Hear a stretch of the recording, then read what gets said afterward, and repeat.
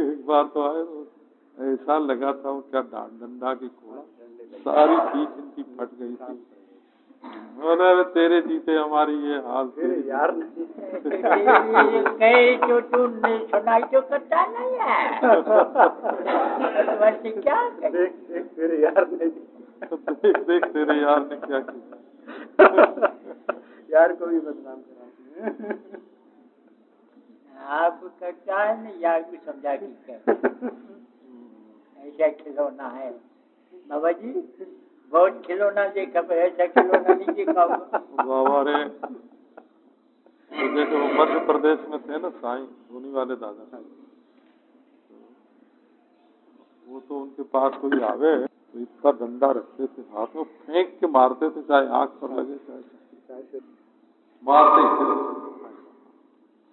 और जिसको मार देते थे बस उसका मनोरथ पूरा हो गया। एक पंडित लोकनाथ शास्त्री के जबलपुर में बड़े भारी विद्वान थे, जैसे काशी में कोई दर्शन शास्त्र के विद्वान होते हैं ऐसे थे।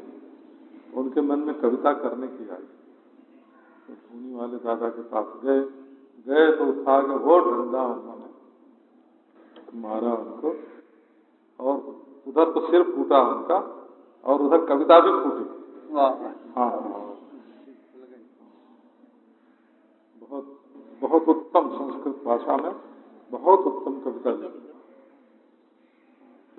एक हमको कोई सुनाते थे, संत लोग भी कभी कभी गाली देते हैं या मार देते हैं, उससे अनिष्ट दूर हो जाता है। एक कथा सुनाते कि रामनगर में पुल पहले नहीं था काशी में, तो लोग नाव से उस पार जाते थे। तो जब रामनगर का मेला होता, दशहरे का बड़ा भारी मेला होता है, साधु लोग भी आते हैं, तो नाव पर जाके वो पहले से बैठ गए थे 2 साधु। भीड़ आई तो नाव भर गई। पुलिस वाले लोगों को उतारने लगे कि डूब जाएगी, तो उन्हीं दोनों को वो साधु जो पहले से ही बैठे हुए थे उनको उन्होंने पकड़ा के उतरो, तो एक साधु ऐसे करके बैठ गया। आपके घर में मालती होते हुए भी आपको एक माला मालती की नहीं पहनाती, कितना जुलम। नहीं मिली,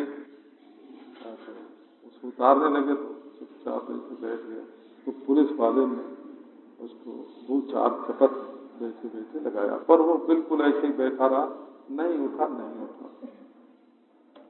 जो दूसरा साधु था उसने कहा कि जी महाराज, इसने आपको चपत मार के अपराध किया, तो आप इसको कुछ कह दो, गाली दे दो, आप भी इसको मार दो, नहीं तो इसने आपका अपमान किया है तो इसका बड़ा भारी नुकसान इसका कोई होगा। पर फिर भी वो साधु नहीं मिला, ज्यों का त्यों बैठे ही रहा।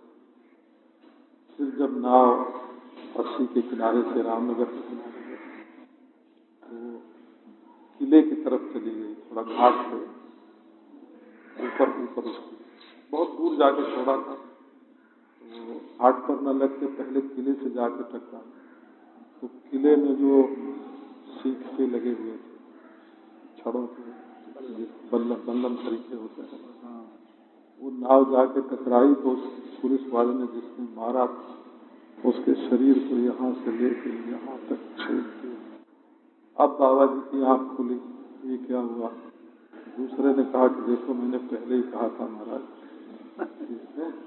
इसको तुम कुछ कह दो, हाँ तो इसका दोष जो है वो छूट जाएगा, नहीं तो साधु अवज्ञा कर फल ऐसा, जरे नगर अनाथ कर जैसा।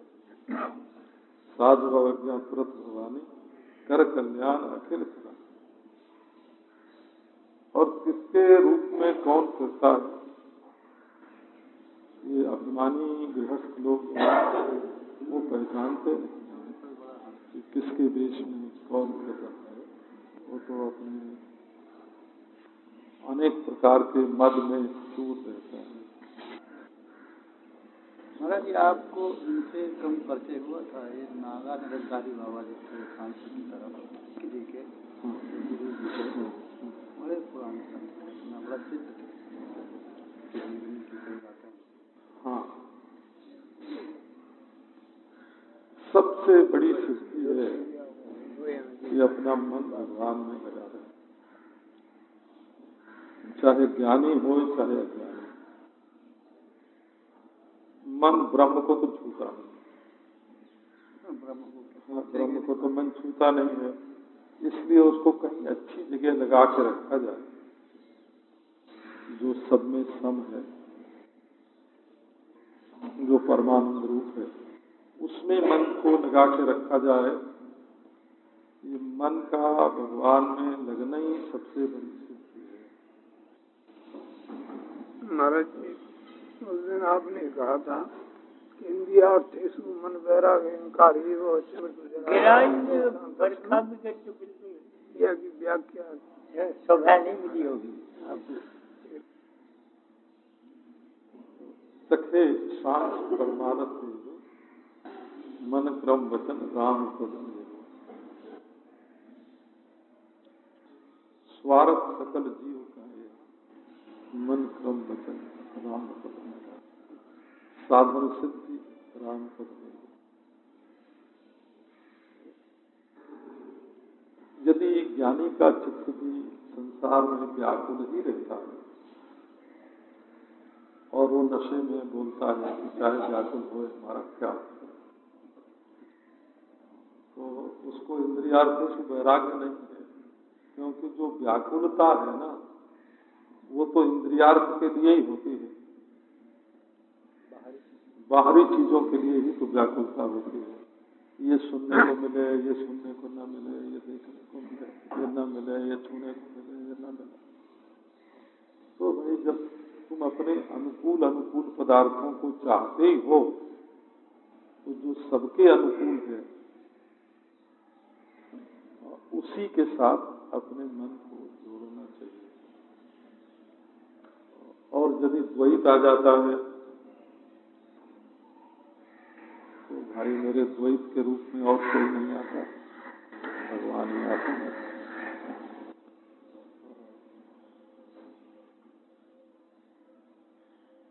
साधन का अर्थ ब्रह्म को शुद्ध करना नहीं है या आत्मा को शुद्ध करना नहीं है। साधन का अर्थ तो अपने अंतःकरण को शुद्ध करना है, और अंतःकरण शुद्ध की एक ही परिभाषा है कि उसमें शुद्ध का चिंतन है, क्योंकि चिंतन के सिवाय अंतःकरण नाम की और कोई ठोस वस्तु नहीं है, वजनदार वस्तु नहीं है। सविषयक चेतन का नाम चित्त है और निर्विषयक चित्त का नाम चेतन है।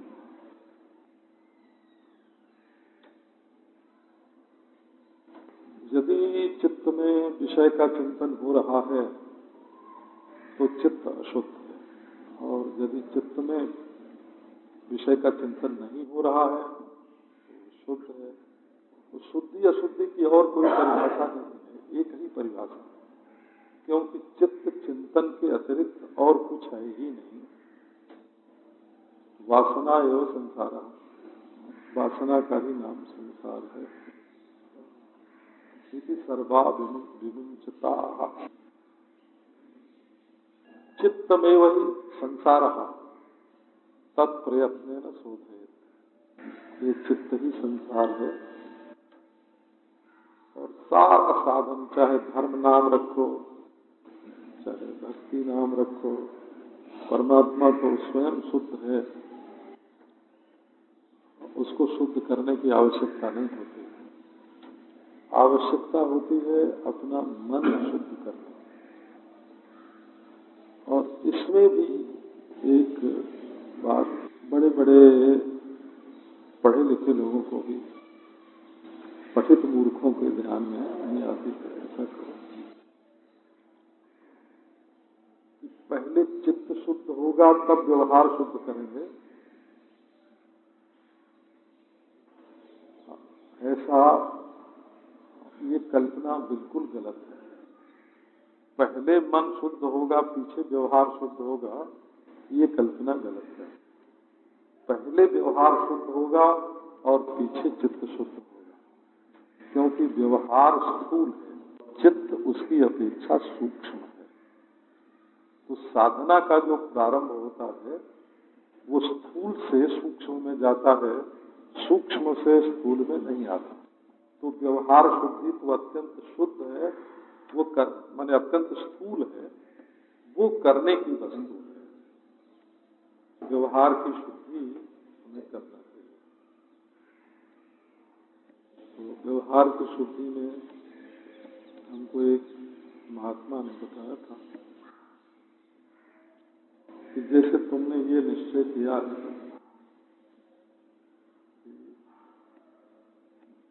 हिंसा नहीं करनी, तो जब हिंसा नहीं करनी है तो क्रोध का रास्ता बंद हो गया जाहिर होने का। जब क्रोध का रास्ता ही बंद हो गया तो जिस रास्ते पर जाना ही नहीं है उसको अपने मन में क्यों लाना। तो तुम संकल्प ये करो कि हम कर्म से, मन से, वाणी से किसी की हिंसा नहीं करेंगे, माने किसी को दुख नहीं पहुंचाएंगे। दुख पहुंचाना ही हिंसा है, तो हिंसा का परित्याग कर लो। सन्यासी लोगों के संकल्प में तो यहाँ तक आता है कि अपने हाथ से वो पेड़ में से दातुन भी नहीं तोड़ेंगे, क्योंकि जैसे किसी का हाथ, पांव, अंगुली तोड़ें तो हिंसा होती है, वैसे वृक्ष की डाली तोड़ने में भी उनकी हिंसा होती है। तो ये अहिंसा व्रत, अहिंसोपशम स्वधर्म, सन्यासी का धर्म क्या है? बोले अहिंसा और शांति। तो जब अहिंसा का व्रत लिया कि हम किसी को दुख नहीं पहुंचाएंगे, तो अपने मन में क्रोध करेंगे तो व्यर्थ जाएगा। तो व्यर्थ भाव को धारण करने की क्या आवश्यकता है? अब निश्चय ये किया कि शरीर से स्त्री का सहवास कभी नहीं करेंगे, ये तो व्रत धारण किया। अब बारंबार उसको ढूंढें, उसको देखें, उससे बात करें, तो मन में तो काम का उदय होगा। तो कभी तुम्हारा व्रत जब कमजोर पड़ेगा तब उसको वो तोड़ देगा। तो यदि ये नियम लोगे कि हमको स्त्री पुरुष के सहवास से बचना है, तो मन में पक्का निश्चय होने पर मन में काम का आना भी शांत हो जाएगा। और यदि उसका द्वार खोले रखोगे तो काम किसी न किसी रास्ते से निकलने का भी प्रयास करेगा। इसी तरह समझो कि मन में लोभ नहीं आ रहा। पहली बात यह है कि धन से संपर्क ही न हो। जब धन से संपर्क नहीं होगा तो मन में लोभ का आना व्यर्थ हो जाएगा, और जब व्यर्थ होगा तो व्यर्थ वस्तु को, जो किसी काम की नहीं है, उसका बोझ अपने सिर। तो एक महात्मा सुनाते थे, यदि कभी बेईमानी करनी पड़ती हो तो ये व्रत धारण करो कि बेईमानी का जो पैसा आएगा उसको हम अपने काम में नहीं लेंगे। दान करेंगे तो दान में भी एक स्वाद आता है। दान करने में अपने में बड़प्पन, यश, कीर्ति जो मिलती है ना, उसका सुख मिलता है। तो दान करने के लिए बेईमानी करने का मन हो जाएगा। ये मार्ग इसका बहुत टेढ़ा।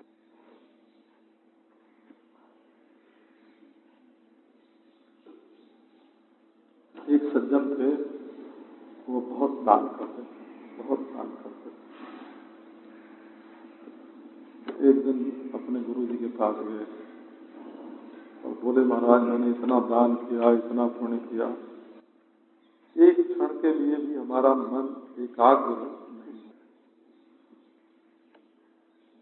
हमारा तो सब दान पुण्य व्यर्थ गया। हम चाहते हैं कि हमारी समाधि लग जाए। तो गुरु जी ने कहा कि भाई समाधि तो हम तुम्हारी एक दिन में लगवा देंगे, लेकिन तुम हमारी आज्ञा मानोगे? कहाँ मानोगे? तब तुम्हारे पास जो कुछ है सब ले जाके नाव पर बैठो, ले जाके समुद्र में फेंकना, गंगा जी में मत फेंको, नहीं तो गंगा जी में फेंकने से पुण्य, हम गंगा जी में डाल रहे हैं तो हमको पुण्य होगा। हाँ, तो पुण्य की भावना से उसमें भी मजा आवेगा। डाल दो इसको, समुद्र में डाल दो। कुछ बचाया तो नहीं है? तो कुछ नहीं बचाया, बिल्कुल कुछ नहीं तो कुछ नहीं। अच्छा, निकल जा हमारे हाथ से। इतना बड़ा बेवकूफ सब कुछ छोड़ छाड़ के आया, निकल जा हमारी कुटिया मत आ। नहीं निकला, नहीं निकला तो अपने शिष्यों से कहा इसको पकड़ के निकाल। अब वो 70 बार चेलों ने कुटिया में से निकाला और 70 बार वो लौट के आए। तो थक गया, आते जाते पैसा तो चला ही गया था, शरीर भी थक गया। तो दरवाजे पर कुटिया के बाहर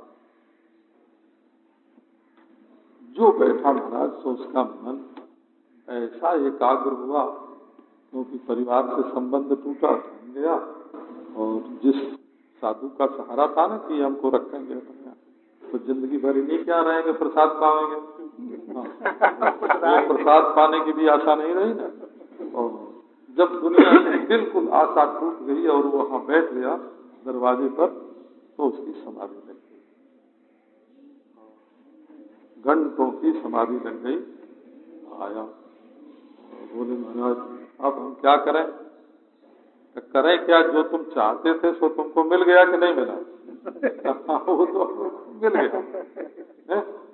तो ये बिना त्याग के चित्त जो है उसमें समाधि का उदय नहीं होता। आश्चर्य मोक्ष कामस्य मोक्षादेव विभीषिका। आश्चर्य तो ये है कि हम चाहते हैं संसार से मुक्ति, और जब दुनिया की कोई चीज छूटने लगती है तो हाय हाय करते हैं। तब फिर तो बोलते हैं बिहारी जी के चरण चौपट करत। तो हम चाहते तो ये है कि हम संसार बंधन से छूटें, और जब भगवान छुड़ाने लगते हैं, परिवार मरता है, लड़ाई करता है, और धन को चोर चुरा के ले जाते हैं, शरीर में रोग होता है, मरणासन्न होता है, तो भाई हम तो संसार से छूटना चाहते हैं। यदि ये परिवार छूट जाए, धन छूट जाए, शरीर छूट जाए, तो हम जो चाहते हैं वही तो हुआ। इसी का नाम तो संसार छूटना है। कब बोले बाबा इसी का नाम संसार छूटना है, तब हमको नहीं चाहिए। ये अष्टावक्र गीता का श्लोक है ये। आश्चर्य मोक्ष कामस्य मोक्षादेव विभीषिका। आश्चर्य तो ये है, ये मोक्ष माने क्या चाहते हैं? ये कोई लड्डू है, हाथ पर खाने को मिलेगा, और जन्म मरण से छुटकारा, देह बंधन से छुटकारा, स्वर्ग नरक से छुटकारा, पाप पुण्य से छुटकारा, जीव ईश्वर के भ्रम से छुटकारा, सारा छुटकारा ही तो है। अब सोच ले आदमी कि वो मोक्ष कितना चाहता है।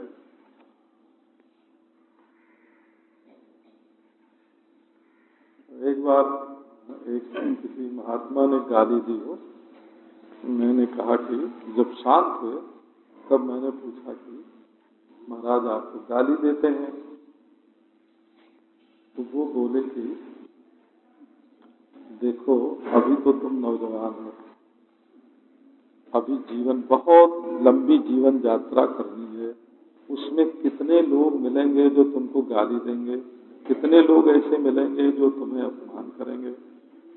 तो तुम्हें जब हमारी गाली बुरी लगती है और उसको प्रेम से तुम नहीं सह सकते, तो आगे जो तुम्हारा दुश्मन तुमको गाली देगा उसको कैसे सहो। तो जीवन में सहिष्णुता का अभ्यास चाहिए। जब जरा सी भूख नहीं सही जाती है, सवेरे नाश्ता न मिले तो किसी पर नाराज हो बिगड़ पड़ते हैं, आज हमको नाश्ता क्यों नहीं। तो जिस दिन भर भोजन नहीं मिलेगा उस दिन तुम्हारी क्या गति हो। ऐसा कपड़ा नहीं मिला चिढ़ गए, ऐसी मोटर नहीं मिली चिढ़ गए।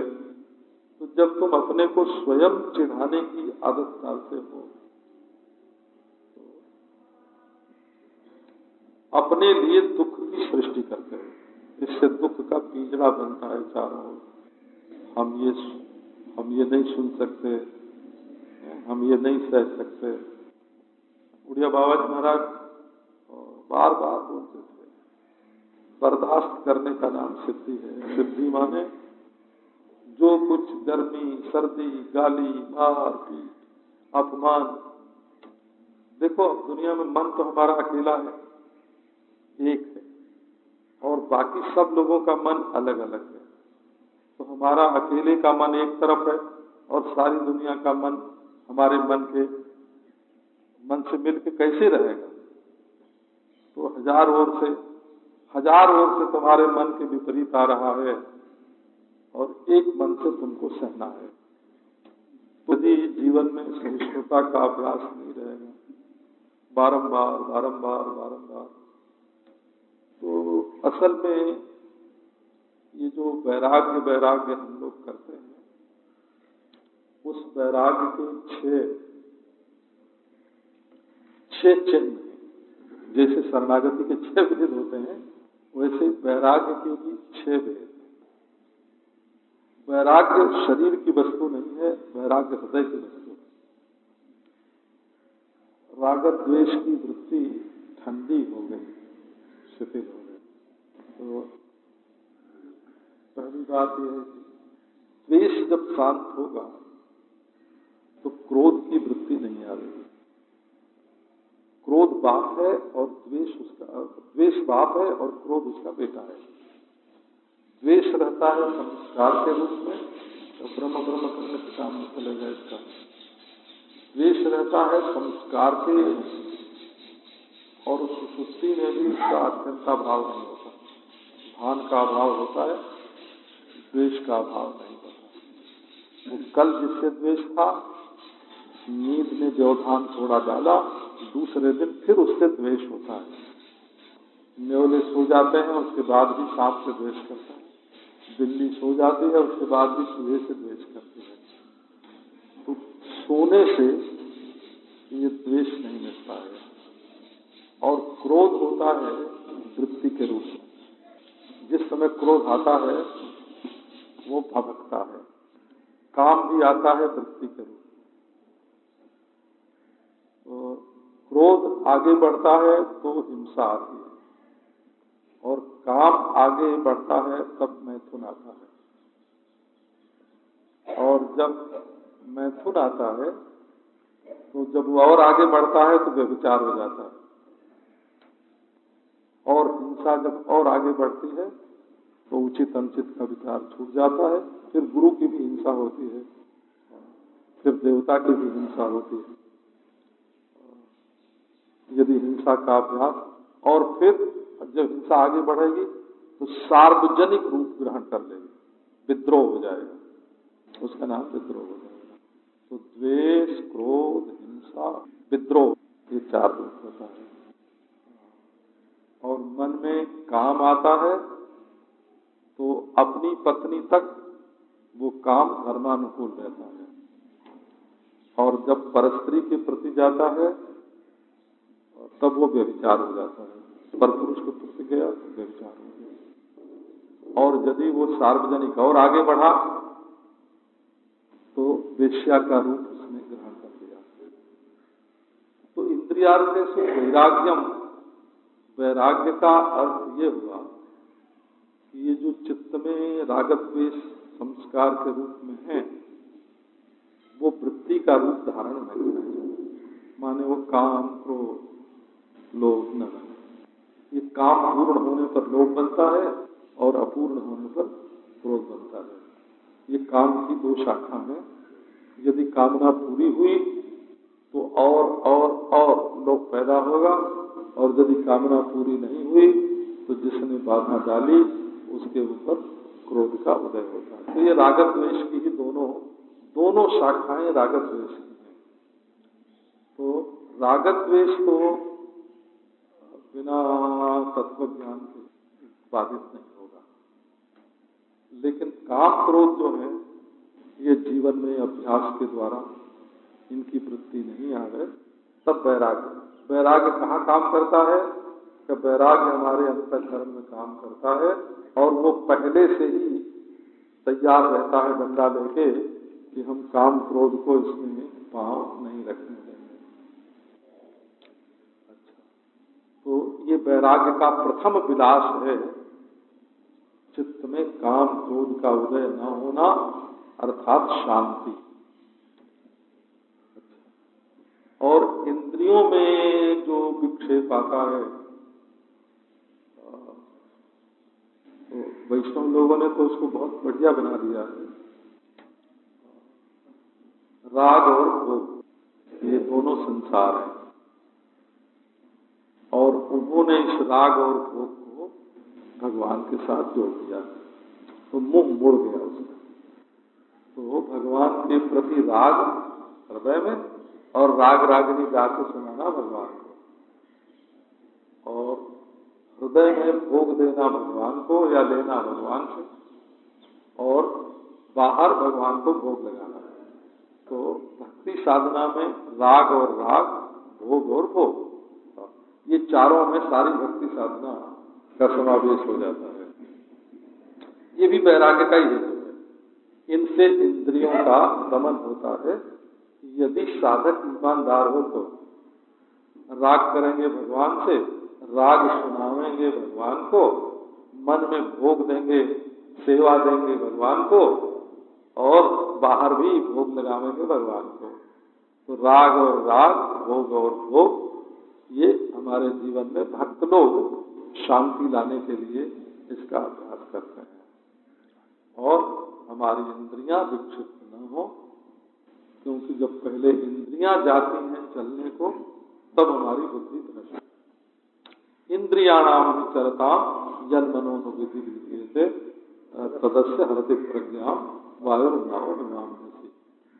पहले मन होता है देखने का, फिर मन होता है बात करने का, फिर मन होता है छूने का, और फिर मन होता है देखना पाप नहीं है, बात करना पाप नहीं है, छूना पाप नहीं है, और फिर बिल्कुल नरक के दरवाजे पर चले जाते हैं।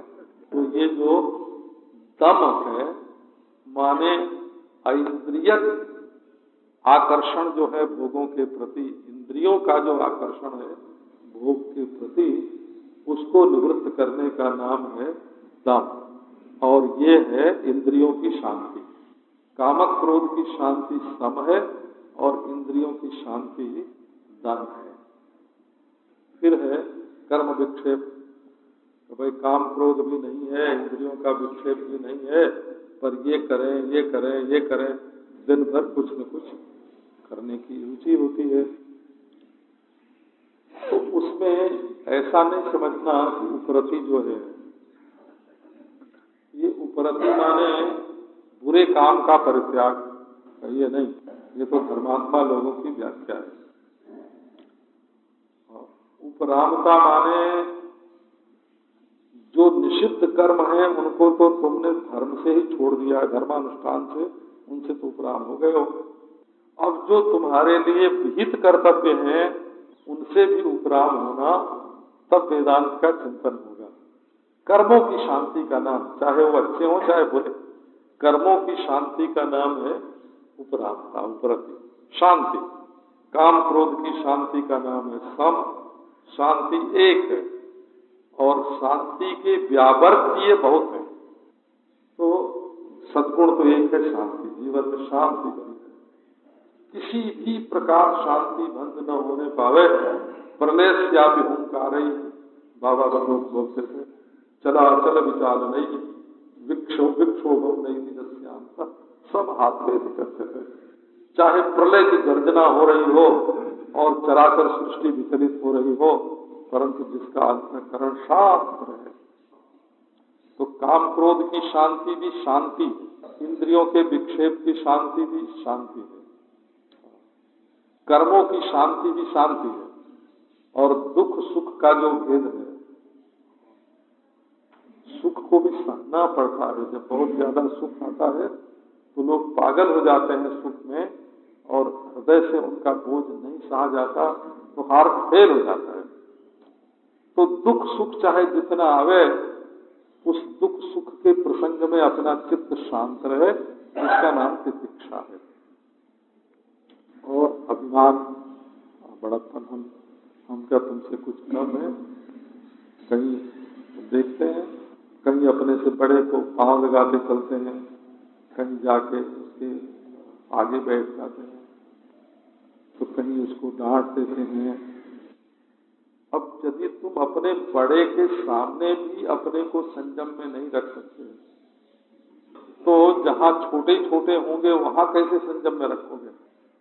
अपने से बड़े के सामने संयम में, अब वहां भी जब तुम चिल्लाने लगते हो और पांव पटकने लगते हो और दूसरे को गाली देने लगते हो, दूसरे से लड़ाई करने लगते हो, जब बड़ों के सामने भी उनके गौरव के सामने तुम्हारी वृत्ति संकुचित नहीं होती है, सिकुड़ती नहीं है, तो वो कब सिकुड़ेगी, कब संकुचित होगी?